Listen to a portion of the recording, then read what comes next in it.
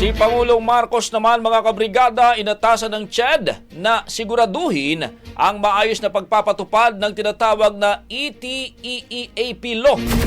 Brigada Maricar Sargan, ibrigada mo! Brigada Live Report. Inatasan ni Pangulong Ferdinand Marcos Jr. ang bagong Commission on Higher Education o CHED Chairperson na si Shirley Agrupis na tiyaking maayos at epektibo ang pagpapatupad ng Expanded Tertiary Education Equivalency and Accreditation Program o ETIAP Act kasunod ng formal na pagpirma sa Implementing Rules and Regulation ng naturang batas kaninang umaga.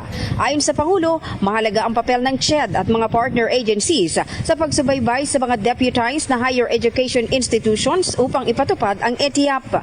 Dapat anyang siguraduhin na mapapakinabangan ito ng mga dapat makinabang. Ayon sa Pangulo, marami sa ating mga kababayan ang hindi nakapagtapos ng kolehiyo dahil kinailangang unahin ang pagtatrabaho para suportahan ang pamilya.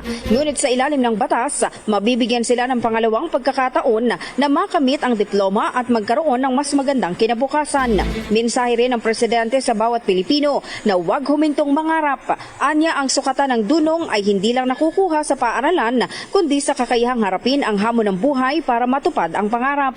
Layo ng ETIAP na kilalanin ang mga natutunan sa trabaho, sariling sikap o karanasan sa buhay at itumbas ito sa formal na edukasyon para makakuha ng college diploma.